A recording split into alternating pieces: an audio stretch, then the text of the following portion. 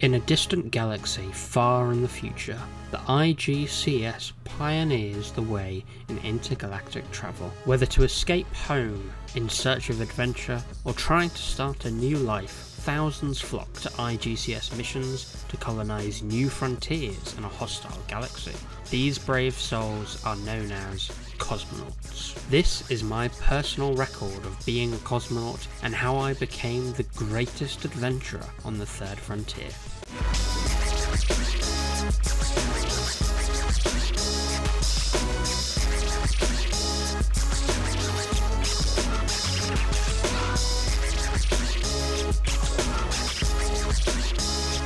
Hello everyone, it's me, the Mario C, and welcome to Skyblock Civilisation. Before we jump into the action, I wanted to explain a couple things. I'm playing on a new reimagining of a previously shut down Skyblock server, Cosmic Sky. If you watch this video and play the server yourself for the first time, it's important to know that it's a pay-to-win server. Specifically, you can buy Cosmic Coin, the in-game premium currency, for real-life money, and then use those Cosmic Coins to buy loot boxes and other items that directly boost your progression in the game. This kind of server is not for everyone, so if you're used to or prefer servers like Hypixel, which is primarily cosmetic, based in the monetization it does, then this kind of server might not be for you. But with all of that out of the way, let's jump into the world of Skyblock Civilization. On the first day of Skyblock Civilization, the Intergalactic Cosmonaut Society, or IGCS, provides an introductory guide called the tutorial. Completing this tutorial is supposed to teach new cosmonauts the basics. All cosmonauts are granted a private island world they can call home. They also unlock the ability to level up this island, suspended in space, alongside 4 island skills, including mining, farming, fishing, and slaying. Each of these skills have their purposes, but to perform any properly, you'll require resources that can only be found in one place.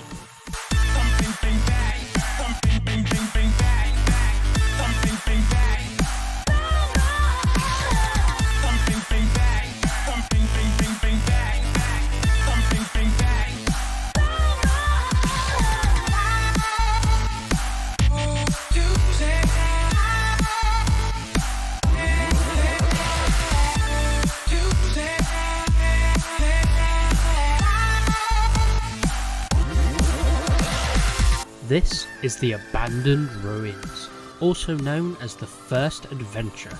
Adventures are large PvE-focused worlds infested with hordes of marauders. Our job with IGCS is to take down these marauders. Each type is worth a certain amount of points.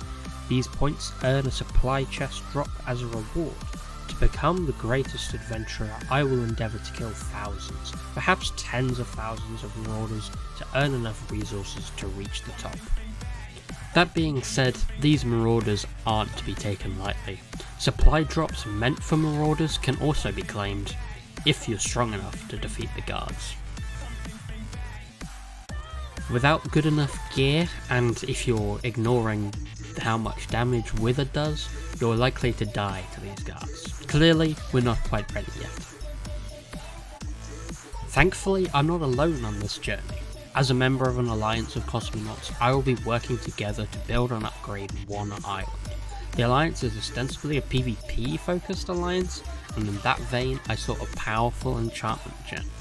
XP earned from slaying mobs can be used to empower mysterious gems found in the adventures with a random enchantment. One such enchantment is Solar Flare, which rewards consecutive hits on players with a powerful burst of true damage. Unfortunately, my IGCS issued recording software was out of date during the first frontier. Video footage of my exploits will be limited, and I won't have live audio for a while. Safe to say I did a fair bit of grinding on day 1, but it's time to have a look at a little bit more of what Adventure 1 and the Abandoned Ruins has to offer. On day 2 of the third frontier, godly marauders could be found for the first time. Among these marauders, one can sometimes find captains. These mini-bosses are fearsome threats, but typically drop 5 items from the loot table of their rank. A godly captain promises 5 godly items as a reward, something one might only obtain during an entire hour of grinding marauder chests. Captains are strong enough that taking them on directly is a fool's errand. Killing them using a height advantage is typically the best strategy. Once vanquished, you can obtain their loot, and if you're lucky, godly loot can even include boss-socketed weapons. Sockets and enchantment gems have their own rarity system. A gem of a certain rarity must be placed in a socket of equal or higher rarity, otherwise it can't be applied. The solar flare gem we saw earlier required a legendary or boss socket in order to apply, so finding a weapon with the highest tier of socket pre-applied is a big find. By day 2, I had improved my armour and weapon enough to where I could comfortably fight airdrop guards. These marauders, however, aren't the only threats to an adventurer. Minding your own business, grinding the marauder chests, trying to kill a captain, other players can choose to attack you and attempt to steal your loot. This is only possible if you make a big mistake. In this recording we can see that I reflexively turned to attack whatever had attacked me from behind, unaware that it was in fact a player out for blood. The reason attacking back was such a mistake is because it changed my alignment to neutral, meaning I lost everything except my weapon and armour. IGCS offers cosmonauts an assistance system with various features that can be changed in the toggle menu.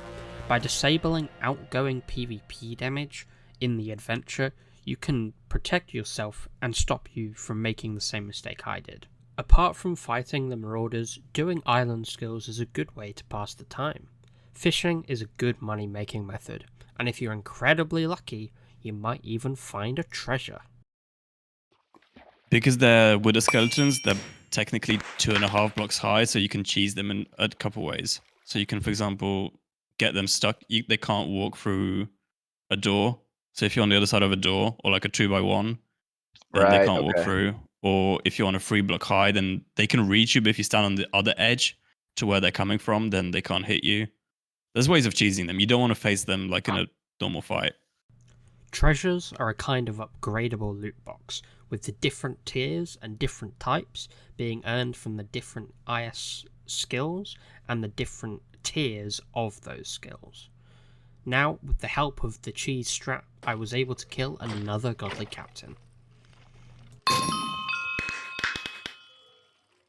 Unfortunately, it wasn't as good as a loot return from that captain as usual, but like all captains, you also get something called adventure upgrades.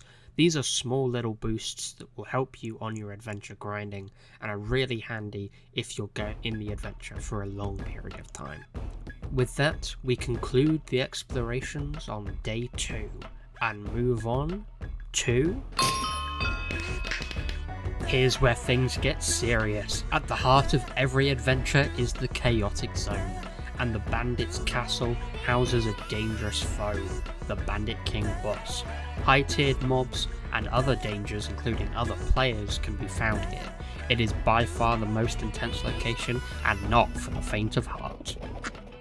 By day 3, our island was making good progress towards the current level cap, level 10. I managed to fail an RNG check. 14% is a crazy fail, considering this was like my 3rd gem applied. And then I proceeded to show just how good of a money-making method fishing really is. After that, it's back to adventure.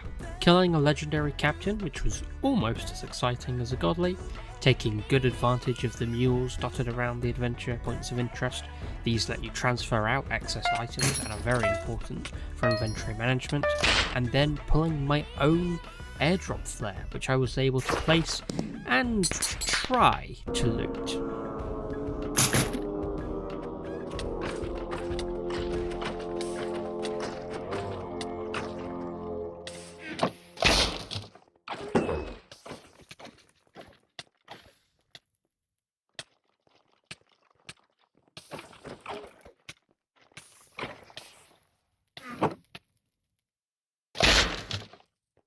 The adventure wasn't all disappointment though. After fishing out the island once more, I got enough cash to apply my first PvE gem, Boss Slayer.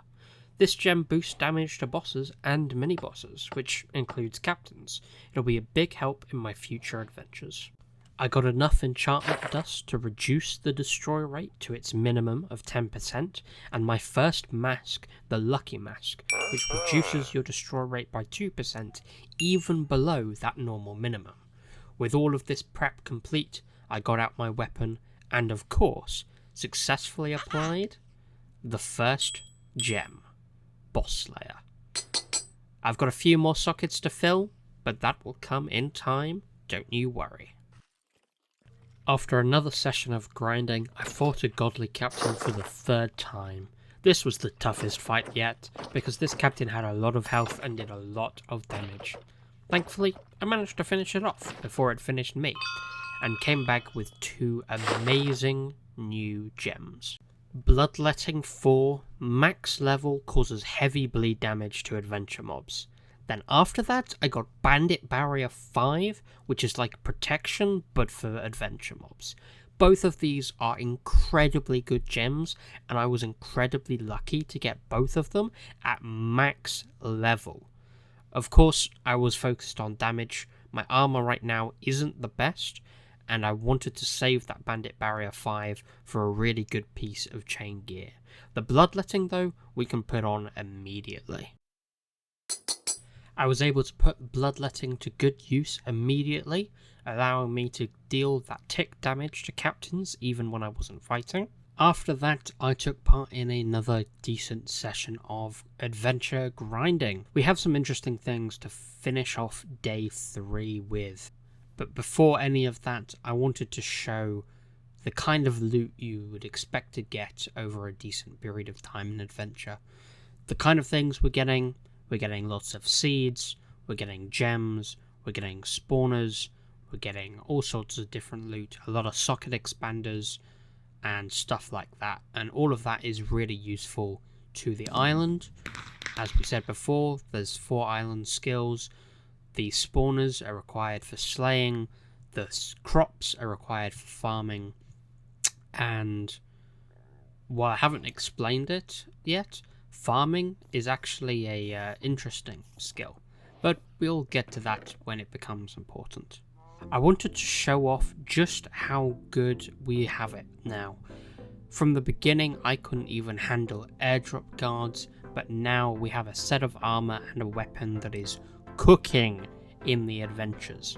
We have full protection for a sprinkling of custom enchantments, and it's only gonna get better from here. But how do we get the best armor? Let me introduce you to realms. These special islands can be visited through a portal and can only be accessed for a short time. By collecting points every day, you can save up enough to buy amazing items. In the case of the Dwarven Realm, some of the most powerful armor in the game. Once you've saved up the required points, you can head to the Realm shop and buy that armor. Dwarven armor comes with random attributes between -1 and -5% incoming damage, on top of having a boss socket pre-applied. After applying the additional sockets needed from my adventure runs, I now have an amazing chain chest plate. This bad boy is going to be so good that I carry it into the beginning of the Iron Age. Safe to say, we have already come so far. Okay, now we can put the final bit of dust onto this Bandit Barrier 5 gem, and at long last, using the Protection 4 book I got earlier, we can put Protection 4 on, and then once I've done that, the Bandit Barrier 5, the first of many gems, is successfully applied to this chest plate. That is awesome. However, Skyblock Civilisation isn't done with us yet. Day 4 brings us a new feature on the level cap. For the first time, heroic marauders can be found in the first adventure. Skyblock Civilisation's newest challenge deals significantly more damage, but rewards a whopping 10 chest points per kill. Not to mention some of the best loot currently obtainable in the game. And to have a taste of that loot, Well, look no further than the heroic captain. Oh boy, that is exciting. That, my friends, is a Lost Wasteland map fragment. Unlike the abandoned ruins, the IGCS closely guards the space-time coordinates of other adventures. In order to teleport to the second adventure, the Lost Wasteland, I have to get 9 map fragments. Once I obtain the full map, I'll be able to travel to the second adventure once the Iron Age begins. My mission for the rest of the Stone Age is clear. I need to spend enough time in the abandoned ruins to earn my ticket to the Lost Wasteland. Nothing in Skyblock Civilization is easy, but Day 4 brings us new loot to help us on our journey. I wasn't talking about what's in the heroic chests, but the gems that I pulled outside of the adventure. That, my friends, is Arcane Blast, one of the most powerful PvE enchants, especially among the ones that can be applied to armor. This is going straight on my chestplate, and it will help me grind adventures way quicker. Not to mention, I pulled the maximum level from the mid-tier gem, which is truly a moment of luck. Fortunately, some of the outdatedness of this recording software has started to come through. IGCS is going to have to issue me a new one at some point, but the short answer of what happened here is I did a lot of grinding. I did another godly captain, I got another heroic chest. The heroic chest was about as good as all my other heroic chests, and by that I mean it was terrible, but you know. After that though, we get something exciting. This is the current state of my PvE armor set. Full protection 4, furnished with new enchants, and the weapon now has 2 important new additions. It has Judgment, a powerful enchant which rains lightning on one's enemies, and Hitless Hunter, which helps earn additional chests. After my weapon and armor had been imbued with a new power, I set out on my longest grind yet. For nearly 3 hours, I hunted marauders between ruined castles, burnt out villages, and even on a pirate ship. While I didn't visit the Bandit King's castle, I did circles around it again and again and again. I killed captain after captain, looted chest after chest, and in all that time, I earned a single heroic chest. Just one, but I did also earn a hitless chest. What is a hitless chest, I hear you ask? After killing a certain number of mobs of a specific type, you can earn a bonus chest called the Hitless chest. That gem I unlocked called Hitless Hunter, it has a chance to count my marauder kills as double on that hit list. To earn a bonus heroic chest, however, you must obtain 200 heroic mob points, equivalent to 200 heroic mob kills. The fact that I got this chest in a single day, you can kind of tell how hard I was grinding. At long last, I got the one and only heroic boss bar or heroic marauder chest of this run. It took quite a while to get through, which is why we are speeding through that process a little bit, but at the end I was actually rewarded quite handsomely, which you'll see in just a moment. And here we have it, the chest about to be opened, and would you look at that, a whopping 2 Lost Wasteland frags in the same chest. And at the very end of this long session, I was rewarded.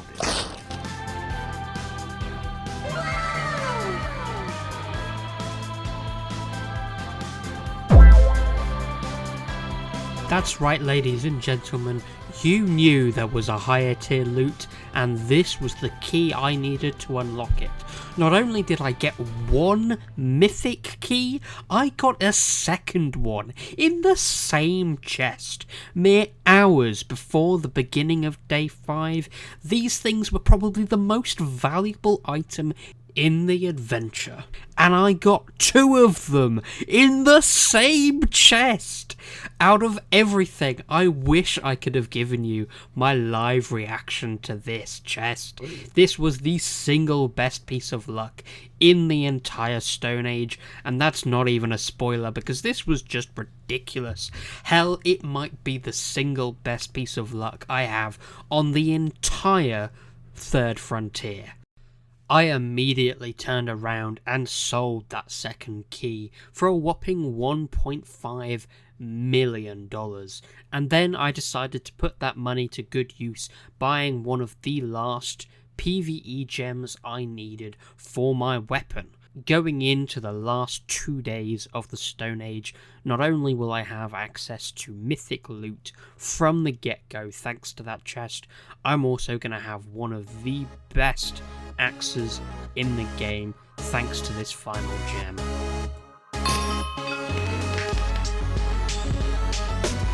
On day 5, we finally have access to the highest tier of loot in the Abandoned Ruins, Mythic. Mythic Marauder chests are another step up from heroic chests, offering the best items imaginable and requiring a whopping 1,000 Marauder points to obtain. Even with all of my enchantment gems, this single chest took me nearly 20 minutes to unlock. And in the end, we were heavily rewarded for that effort. That was a Protection 5 book, an incredibly powerful enchant.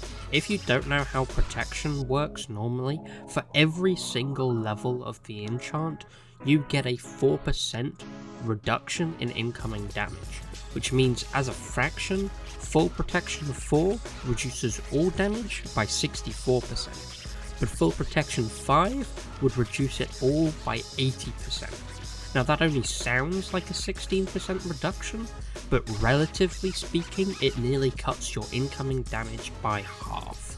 That makes it an incredibly powerful enchant, both in PvE and in PvP. For a time, a edge case in the alignment system meant that if you killed marauders outside of the chaotic zone, but they spawned in the chaotic zone, you went chaotic. And if you forgot what this means, if someone had found me and killed me at this point in time, they would have taken all of my loot, including my amazing chestplate and my weapon that we have spent the past more than 4 days building. So I'm gonna learn my lesson for the rest of the Stone Age. That's all I can say. Now we continue grinding the adventure. Obviously we're going to make the most of that mythic key. Before that though, I found another heroic bandit captain, which was pretty exciting. And what did I get from it? I got my 7th lost wasteland fragment. That is 7 out of 9, only 2 more. And we've got like 2 days left to do it. So that is pretty bloomin' awesome. You know what's even better than heroics? Mythic mobs, and not just any mythic mobs, a mythic captain. These bad boys give a base 25 marauder points per. Now that I've got my good gear, I should hopefully be able to kill this guy pretty quickly. You can see how many points I'm getting per kill on that godly marauder chest. Now let's see, am I going to get anything good from the mythic captains? The answer to that is, of course, no. In reverse of the heroic chests, if I get good stuff from the chests, I can't get good stuff from the captains. That's just how it is. In the background, 2 famous cosmonauts were battling for supremacy. To publicise this clash of titans, IGCS issued incredibly rare shulker boxes in place of a small fraction of legendary chests. These shulkers had a chance to pull some custom loot, but were ultimately a disappointment on all but this one occasion. Off camera, I managed to complete a huge amount more grinding, and in the end, I got my 2nd heroic hits chest. Last time, it was double mythic key. This time, will it be something worth getting? Oh yes, it will! After one of the best heroic chests in the entire Stone Age, we got another mythic chest, but unfortunately the IGCS had to reboot some systems and we were forcibly evacuated from the abandoned ruins, which meant we lost out on this mythic chest. Not the most fun thing in the world, but what can you do? Even after completing the Lost Wasteland map, the grind in the adventure continued. We killed more captains, got more heroic boss bars, and were just generally trying to stock up on as much loot as possible. It's important that we saved up as much resources, money, and valuables as possible while the grind was good, so that we have the resources to help propel us forward as we move in towards the Iron Age. One of those is spare Lost Wasteland frags, a very nice prize. We also got another mythic boss bar, which again took me nearly 20 minutes to finish, and in the end I got flippin' scammed. 2 bot upgrades for a bot that is barely used. Yeah, I haven't really explained the automation end of stuff, but let me tell you, those are bloomin' useless, okay? Useless, I tell you. So yeah, I wasn't very happy about that, especially getting 2 of them in the same chest. At the end of day 5, I had sent out 25 mule transfers. All of this could be accessed in /collect, and you can just see the sheer amount of loot I obtained during that time. This includes the remaining Lost Wasteland frags, which I finally had the opportunity to put together into the Lost Wasteland map. That, my friends, is a big GG. Now we move on to the final phase of the Stone Age, the final day of the Stone Age, day